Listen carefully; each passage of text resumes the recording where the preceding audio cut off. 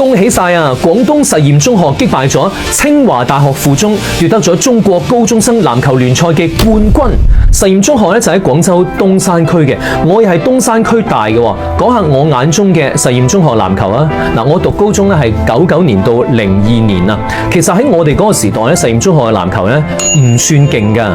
當時啊，執信7中、鐵一、育才、培正16中，間間學校嘅籃球都勁過實驗中學嘅，所以嗰陣省市嘅目標咧係衝出東山區啊。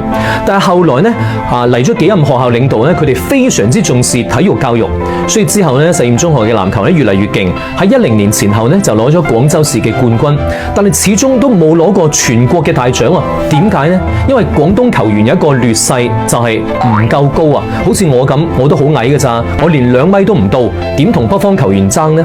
不過後尾咧，實驗中學就發現咗一個方法，就叫做體教結合。喺2019年咧，佢哋就同廣東宏遠籃球俱樂部咧就合作共建啊。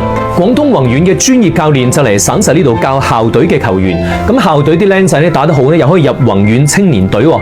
咁另外可能有家長就會擔心，咁樣打落去會唔會我啲仔女咧佢哋讀書成績會變差呢？其實唔係嘅，省市咧都好注重佢哋喺學業上嘅努力，即係話佢哋平時日頭咧有大部分時間都係喺學校嗰度上文化課，跟住晏晝有2-3個鐘咧去練籃球。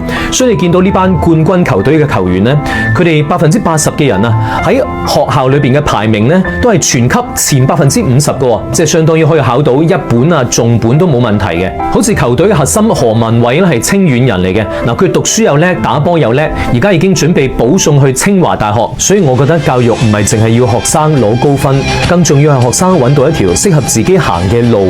為廣東實驗中學點讚。